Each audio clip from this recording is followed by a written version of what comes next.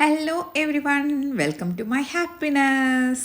അപ്പോൾ നമ്മൾ ഇന്ന് ഒരു റോബോട്ടിക് ഷോ കാണാൻ പോവാണ് കേട്ടോ. ആക്ച്വലി ഇത് കഴിഞ്ഞിട്ട് കുറച്ച് ദിവസമായി വീഡിയോ അപ്ലോഡ് ചെയ്യാൻ കുറച്ച് വൈകിയതുകൊണ്ടാണ് കേട്ടോ.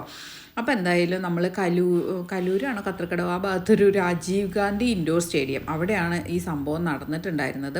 ആ സമയത്ത് ഇൻസ്റ്റാഗ്രാമിലൊക്കെ ഫേസ്ബുക്കിലും എല്ലാം നല്ല വൈറൽ മീൻസ് നല്ല ട്രെൻഡിങ് ആയിട്ട് പോയിക്കൊണ്ടിരുന്ന ഒരു വീഡിയോ ആണ്. അത് കണ്ടിട്ട് തന്നെയാണ് നമ്മളും പോയിട്ടുണ്ടായിരുന്നത്. ഒരുപാട് സെലിബ്രിറ്റീസൊക്കെ വന്നിട്ട് ഫോട്ടോസും വീഡിയോസും ഒക്കെ നമ്മളും കണ്ടിട്ടുണ്ട്, എല്ലാവരും കണ്ടിട്ടുണ്ടായിരിക്കും നിങ്ങളും. അങ്ങനെ നമ്മളും ഇതെന്താണ് സംഭവം എന്ന് അറിയാൻ വേണ്ടി പോയി. കാര്യം എന്തായാലും കുഴപ്പമൊന്നുമില്ല, ഭയങ്കര എക്സൈറ്റഡ് ആയിട്ട് എനിക്ക് തോന്നിയില്ല.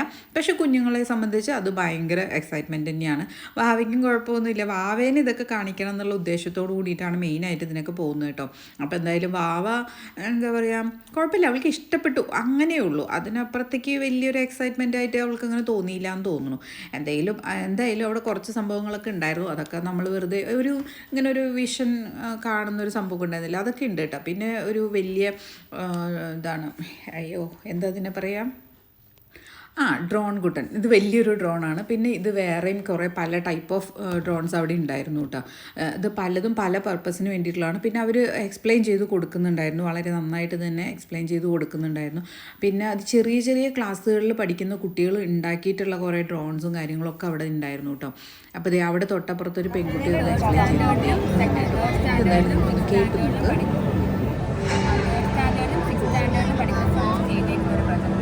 ബേസിക് എയിം എന്ന് പറഞ്ഞാൽ എൻവയോൺമെൻറ്റിനെ സേവ് ചെയ്യാൻ, ക്ലീൻ ചെയ്യുന്ന ബേസിക് ട്രാൻസ്പോർട്ട് 3.0 എന്ന് പറയുന്നത് ലാൻഡിലൂടെ പോയി വേസ്റ്റ് കളക്ട് ചെയ്യുന്നത് വെച്ചാൽ റോഡിലൂടെ കാറ് പോലെ പോയി ഈ ഉപയോഗിച്ച് വെള്ളത്തിലെ വേസ്റ്റ് ലാൻഡിലെ വേസ്റ്റ് കളക്ട് ചെയ്യുന്നു.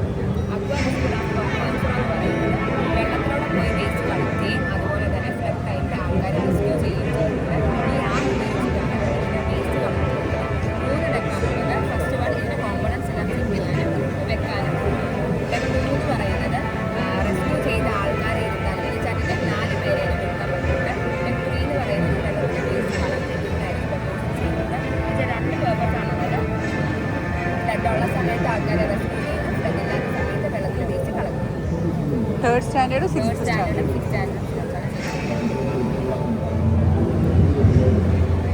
ഇതെന്താ സാധനം? FPV ഡ്രോൺസ് ആണ്. ഫസ്റ്റ് പേഴ്സൺ വ്യൂ എന്ന് പറഞ്ഞാൽ നമ്മൾ കാണുന്ന കാര്യങ്ങൾ, അതാണ് ഫസ്റ്റ് പേഴ്സൺ വ്യൂ. അപ്പോൾ ഈ ഡ്രോൺ കാണുന്നത് നമുക്ക് കാണാൻ പറ്റും ലൈവായിട്ട്. അതായത് ഈ ക്യാമറയിൽ നിന്ന് റേഡിയോ സിഗ്നൽസ് വഴി ഗോഗിൾസിലോട്ട് ഔട്ട്പുട്ട് വരും. അപ്പോൾ നമ്മൾ അത് നോക്കിയിട്ടാണ് പറഞ്ഞത്. ഏകദേശം ഒരു 100 കിലോമീറ്റർ വരെ റേഡിയസ് ഉണ്ട്. ഈ ക്യാമറയിൽ വരുന്ന ഇതിനകത്തുള്ള വിഷ്വൽസ് ഒന്നും നമുക്ക് പുറത്ത് എവിടെയെങ്കിലും വീഡിയോഗ്രാഫിക്കായിട്ട് ഉപയോഗിക്കാൻ പറ്റില്ല. കാരണം റേഡിയോ സിഗ്നൽസ് വഴിയാണ് ട്രാൻസ്മിറ്റ് ചെയ്യുന്നത്. അത്ര ക്വാളിറ്റി ഉണ്ടാവുള്ളൂ, അത്രയും റേഡിയേഷനാണ് നമ്മൾ നടത്തുന്നത്. പക്ഷെ നമുക്ക് കണ്ടു വർത്താനാണെങ്കിൽ ഓക്കെ പക്കത്തിൽ ഫുട്ടേജ്. പിന്നെ മെയിൻലി യൂസ് ചെയ്യുന്നത് സിനിമയിലാണ്. സിനിമയിൽ ഇതിൻ്റെ മുകളിൽ ഗോപ്ര മൗണ്ട് ചെയ്തിട്ടാണ് യൂസ് ചെയ്യുന്നത്. ഒരു 4K 8K ഒക്കെ റെക്കോർഡ് ചെയ്യാൻ പറ്റും. പിന്നെ ഇതിൻ്റെ പ്രത്യേകത എന്ന് പറഞ്ഞു കഴിഞ്ഞാൽ സാധാ ഒരു ഡ്രോൺസിന് 50 കിലോമീറ്റർ വരെ പവറുള്ളൂ. അത്ര കയറാൻ പറ്റും പെർ അവർ. ഇതൊരു 250 കിലോമീറ്റർ വരെ സ്പീഡ് ഉണ്ട്. പിടിച്ചോ, അത്ര വെയിറ്റേ ഉള്ളൂ അല്ലേ? ഒരു 250 ഗ്രാമെങ്കിലും ഉണ്ട്. ഒരു 250 കിലോമീറ്റർ വരെ സ്പീഡ് കയറും. ഒരു 100 കിലോമീറ്റർ വരെ റേഡിയസ് ഉണ്ട്. വിത്തിൻ സെക്കൻഡ്സ് കയറും 250. ഈ ഒരു മോട്ടർ ഇറങ്ങണ തന്നെ ഒരു 35,000 RPMസിലാണ്. ഒരു കാറിൻ്റെ വീലിൽ ഇറങ്ങുന്നതിനേക്കാളും പവറാണ് ഒരു മോട്ടറിന്. ഒരു 2707 kV ആണ് ഒരു മോട്ടർ വരുന്നത്. ഇതെല്ലാം വേറെ വേറെയാ? അപ്പോൾ ഇതെല്ലാം സെയിം FPV ഡ്രോൺസ് തന്നെയാണ്, ബട്ട് വേറെ വേറെ ഫീച്ചേഴ്സും കാര്യങ്ങളും. ഓരോ ബേസിൽ ഇപ്പോൾ നമുക്ക് സർവൈലൻസിനാണെങ്കിൽ അജിലിറ്റി കൂടുതലുള്ള ഒരു ഡ്രോൺ എടുക്കാം. അപ്പോൾ നമുക്ക് റേസിംഗ് ഡ്രോണിനാണെങ്കിൽ അഗ്രസീവ് ആയിട്ടുള്ള ഡ്രോൺ ബിൽഡ് ചെയ്യാം. അപ്പോൾ നമുക്ക് സിനിമാറ്റിക്കിനാണെങ്കിൽ ഒരു സിനി മൂവ്മെൻറ്റ് തന്നെ ബിൽഡ് ചെയ്യാം. പല പർപ്പസിലുള്ള പല ഡ്രോൺസും അവിടെ സ്പേസ് പെരുമാറുന്നതായിട്ട് വേറെ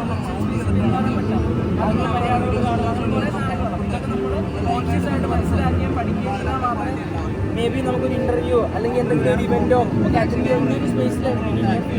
അപ്പോൾ അങ്ങനെയുള്ള സാധനം നമ്മൾ ഓട്ടോമാറ്റിക്കലി എഫക്റ്റീവ് ആയില്ലെങ്കിൽ നമുക്ക് അങ്ങനെയുള്ള ഓപ്പർച്യൂണിറ്റി മിസ് ഔട്ട് ആയിരിക്കും. അപ്പോൾ അതിന് എത്രയും വേഗം സാങ്കേതിക ചർക്കുക, പഠിക്കുക. ഒത്തിരി പ്ലാറ്റ്ഫോംസ് ഉണ്ട്. സ്പേഷ്യൽ എന്ന് പറഞ്ഞൊരു പ്ലാറ്റ്ഫോമിലാണെങ്കിൽ ഒരു സർഫസ് സ്പേഷ്യൽ കയ്യൊന്നും ഒരു പ്ലാറ്റ്ഫോം ഇവൻറ്റുകൾ റൺ ചെയ്യാം, അതിൻ്റെ സാധനങ്ങളൊക്കെ ചെയ്യാം.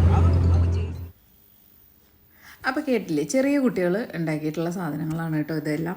അപ്പോൾ ഓരോരുത്തരും അതിൻ്റേതായിട്ട് ക്ലിയറായിട്ട് നന്നായിട്ട് എക്സ്പ്ലെയിൻ ചെയ്ത് കൊടുക്കുന്നുണ്ടായിരുന്നു. കുഞ്ഞു കുഞ്ഞു കുട്ടികളാണെങ്കിൽ അവരുടെ ഉള്ളിലത്തെ ആ ആശയങ്ങൾ എത്രത്തോളം വലുതാണെന്നുള്ളതാണ് നമുക്കിതിൽ നിന്ന് മനസ്സിലാവുന്ന ഒരു കാര്യം എന്ന് വെച്ചാൽ, എനിക്ക് ഇങ്ങനത്തെ കാര്യങ്ങൾ കേട്ട് നിൽക്കാനും അത് കണ്ട് മനസ്സിലാക്കാനും അങ്ങനത്തെ കാര്യങ്ങൾ എനിക്കിഷ്ടമാണ്. പ്രാക്ടിക്കലി ഇത് അങ്ങനെയാവും ഇങ്ങനെയാവും അങ്ങനത്തെ കാര്യങ്ങളെക്കുറിച്ച് വലുതായിട്ട് ചിന്തിച്ചില്ലെങ്കിലും, പക്ഷേ ഇങ്ങനെ കാണുന്നതും കേൾക്കുന്നതുമായ കാര്യങ്ങളൊക്കെ പലപ്പോഴും ഒരുപാട് കാലം കഴിഞ്ഞിട്ടായിരിക്കും പലപ്പോഴും ആവശ്യം വരിക, അല്ലെങ്കിൽ ഇങ്ങനെ ഒരു സംഭവം ഉണ്ടാകാൻ നമുക്ക് ആവശ്യം വരുന്നൊരു സാഹചര്യത്തിലേക്ക് അപ്പോൾ അതുകൊണ്ട് തന്നെ ഇങ്ങനത്തെ കാര്യങ്ങൾ മിസ് ചെയ്യാൻ എനിക്ക് വലിയ ഇഷ്ടമൊന്നുമില്ല. കാണാനും കേൾക്കാനൊക്കെ എനിക്ക് ഭയങ്കര ഇഷ്ടമാണ്. അപ്പോൾ എന്തായാലും നല്ലൊരു എക്സ്പീരിയൻസ് ആയിരുന്നു കേട്ടോ. ഭയങ്കര അടിപൊളിയെന്ന് പറയാൻ പറ്റുമോ അങ്ങനെ എനിക്കറിയില്ല. അതിന് ഓരോരുത്തർക്കും എന്താ പറയുക, അത് എത്രത്തോളം ഓരോരുത്തരുടെ കാഴ്ചപ്പാടനുസരിച്ചിരിക്കും അത് എത്രത്തോളം വലുതാണോ ചെറുതാണെന്നുള്ളതൊക്കെ. എന്നെ സംബന്ധിച്ച് എനിക്കിതൊന്നും വലിയൊരു ആവശ്യമില്ല ഉള്ളതായിട്ട് എനിക്കങ്ങനെ തോന്നാത്തതുകൊണ്ട് തന്നെ. പക്ഷേ അതല്ലാതെ ഇതുകൊണ്ട് ഒരുപാട് ഉപകാരങ്ങളുണ്ടല്ലോ. നേരത്തെ പറഞ്ഞ പോലെ വേസ്റ്റ് കളക്ട് ചെയ്യുക എന്നുള്ളതും, അതുപോലെ ഫ്ലഡൊക്കെ ഉണ്ടാകുമ്പോൾ ആളുകളെ രക്ഷിക്കുക, അപ്പോൾ കുട്ടികൾക്ക് ഇത്രയും ചെറിയ പ്രായത്തിൽ അങ്ങനത്തെ ഒരു കാഴ്ചപ്പാടൊക്കെ ഉള്ളത് ഭയങ്കര നല്ലൊരു കാര്യമായിട്ട് എനിക്ക് തോന്നി. അപ്പോൾ അങ്ങനെയൊക്കെ വെച്ച് നോക്കിക്കഴിഞ്ഞാൽ നമ്മുടെ കുഞ്ഞുമക്കളുടെ കാഴ്ചപ്പാട് എത്രത്തോളം വലുതാണെന്നുള്ളതൊക്കെയാണ് നമ്മൾ അതിൽ നിന്ന് മനസ്സിലാക്കുന്ന ഒരു കാര്യം. അപ്പോൾ എന്തായാലും അങ്ങനെയൊക്കെ വെച്ച് നോക്കിക്കഴിഞ്ഞാൽ എനിക്കിത് ഭയങ്കര ഇൻട്രസ്റ്റഡ് ആണ്. അതിനായിട്ട് ഓരോരുത്തർ എത്രത്തോളം എഫേർട്ട് എടുക്കുന്നു. ഇപ്പോൾ എക്സ്പ്ലെയിൻ ചെയ്ത കുട്ടികളാണെങ്കിൽ അവർക്ക് അതൊരു ഇൻട്രസ്റ്റും ടേസ്റ്റൊക്കെ ഉള്ളത് കൊണ്ടാണല്ലോ അവരത് ചെയ്യാനായിട്ട് നിൽക്കുന്നത്. അപ്പോൾ അങ്ങനെയൊക്കെ വെച്ച് നോക്കിക്കഴിഞ്ഞാൽ നല്ലതായിട്ട് എനിക്ക് തോന്നിയിട്ടുണ്ട്. അപ്പോൾ എന്തെങ്കിലും അവസരങ്ങൾ കിട്ടിക്കഴിഞ്ഞാൽ നിങ്ങൾ എന്തായാലും യൂട്ടിലൈസ് ചെയ്യാം. ഇൻസ്റ്റാഗ്രാമിൽ ഇപ്പോൾ ഒരുപാട് എന്ത് കാര്യങ്ങളുണ്ടെങ്കിലും ആഡായിട്ട് ഫസ്റ്റ് വരെ ഇൻസ്റ്റാഗ്രാമിലായിരിക്കും. അപ്പോൾ നമ്മൾ സോഷ്യൽ മീഡിയ കംപ്ലീറ്റ് തള്ളിക്കളയാതെ ആവശ്യമുള്ള കാര്യങ്ങൾ നമുക്ക് എടുക്കാൻ പറ്റുമല്ലോ. അപ്പോൾ അങ്ങനത്തെ രീതിയിൽ നമ്മൾ അതിനെ യൂട്ടിലൈസ് ചെയ്യുക എന്നുള്ളതാണ് എനിക്ക് പറയാനുള്ളത്. ഇതൊക്കെ ഓരോ തരത്തിൽ ഓരോ കാര്യങ്ങൾ അവിടെ വെച്ചിട്ടുണ്ട്. അതിനെക്കുറിച്ചൊക്കെ ഡീറ്റെയിൽ ആയിട്ട് എക്സ്പ്ലെയിൻ ചെയ്ത് കൊടുക്കുന്നുണ്ട്. ഓരോരുത്തരും വരുമ്പോൾ ഇങ്ങനെ വായ്തോരാതെ പറഞ്ഞു കൊടുക്കണ്ടേ. അപ്പോൾ ആ ഒരു കാര്യങ്ങളൊക്കെ അവർ നന്നായിട്ട് ചെയ്തിട്ടുണ്ട് കേട്ടോ. അപ്പോൾ അതൊക്കെ നല്ല ഇഷ്ടപ്പെട്ടു. അപ്പോൾ എന്തായാലും ബാക്കിയുള്ള കാര്യങ്ങൾ നമുക്ക് ഇങ്ങനെ ഓരോന്നായിട്ട് കണ്ടു നോക്കാം കേട്ടോ.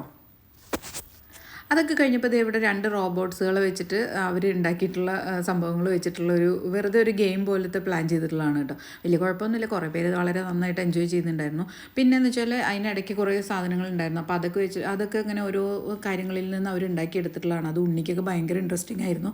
പിന്നെ അടുത്തത് ഈ കാണുന്ന സംഭവമാണ് മെയിൻ താരം. ഇതിനെ കാണാനാണ് ഞാൻ ആക്ച്വലി പോയിട്ടുണ്ടായിരുന്നത്. ഇത് ഇവരിവിടെ ചെയ്യുന്ന സമയത്താണോ അതിന് മുൻപാണോ നമ്മുടെ ലുലുവിലൊരു ട്രയലൊക്കെ ഉണ്ടായിരുന്നു. അത് നല്ല രസമായിട്ട് എനിക്ക് തോന്നി. അപ്പോൾ ഇതിനെ പരിചയപ്പെടാനും ഇതിനെ കാണാൻ വേണ്ടിയിട്ടാണ് ഞാൻ സത്യം പറഞ്ഞാൽ പോയത്. ഉണ്ണീനെ കാണിച്ചു കൊടുക്കണം എന്ന് വെച്ചിട്ട് കേട്ടോ. അപ്പോൾ എന്തായാലും ഒരുപാട് പേര് അതിൻ്റെ കൂടെ കുട്ടികളുടെ കൂടെയുള്ള ആ ഒരു ഇൻട്രാക്ഷൻ ഒരുപാട് ഇഷ്ടപ്പെട്ടു.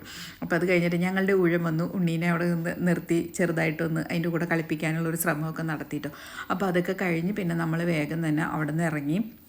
പിന്നെ നമ്മൾ വാവേനയും കൊണ്ട് നമ്മൾ നേരെ പോയത് നമ്മളുടെ ഐസ് ക്യാൻറ്റീൻ്റെ അവിടേക്കാണ് കേട്ടോ. അപ്പം ഞങ്ങൾക്ക് മെയിനായിട്ട് പുറത്തേക്ക് പോകുമ്പോൾ നമുക്ക് ഒരുപാട് എക്സ്പെൻസീവ് എന്നുള്ളതിനേക്കാൾ ഉപരി ചെറിയ ചെറിയ കാര്യങ്ങളാണെങ്കിലും നമ്മളത് നന്നായിട്ട് എൻജോയ് ചെയ്യുക എന്നുള്ളതാണ് ഉദ്ദേശിക്കുന്നത്.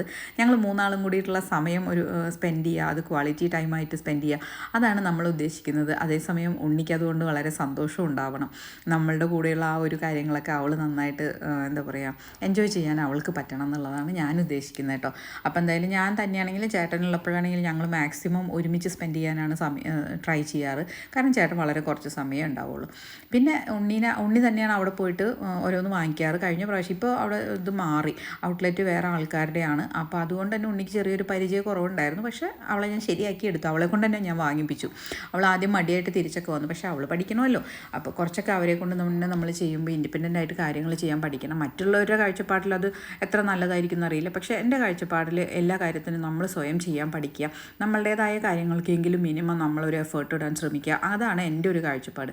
അപ്പോൾ അതുകൊണ്ട് തന്നെ ഞാൻ ആ ഒരു രീതിയിലേക്കാണ് അവളെ എന്താ പറയുക ഒന്ന് മോൾഡ് ചെയ്യാൻ ശ്രമിക്കുന്നത്. ഞാൻ എന്ത് കാര്യമാണെങ്കിലും ഒന്ന് വീഴുമ്പോഴേക്കും ഞാൻ ഓടിപ്പോയി ആശ്വസിപ്പിക്കുന്നില്ല. വീഴ്ചയുടെ ആഴവും ഇതൊക്കെ നോക്കിയിട്ട് മാത്രമേ ഞാൻ ആശ്വസിപ്പിക്കുകയുള്ളൂ.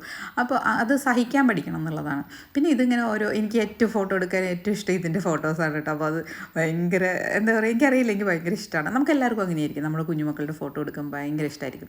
പിന്നെ അടുത്തത് വരുന്നത് നമ്മളുടെ ഈ മുതലിൻ്റെയാണ്. ഈ മുതലിൻ്റെ ഫോട്ടോസ് അധികം ഉണ്ടാവാറില്ല. പക്ഷേ ഈ പ്രാവശ്യം ഞാനത് വേഗം 2 എടുത്ത് വെച്ചു കേട്ടോ. അപ്പോൾ ഇതാണ് ഞങ്ങളുടെ ഇന്നത്തെ ചെറിയൊരു ഔട്ടിംഗ് എന്ന് പറയുന്നത്. അപ്പോൾ ഇതൊക്കെയാണ് എൻ്റെ സന്തോഷങ്ങളും. മൈ ഹാപ്പിനെസ്സിൽ ഇത്തരം വീഡിയോസാണ് വരാൻ പോകുന്നത്. Tata, bye bye.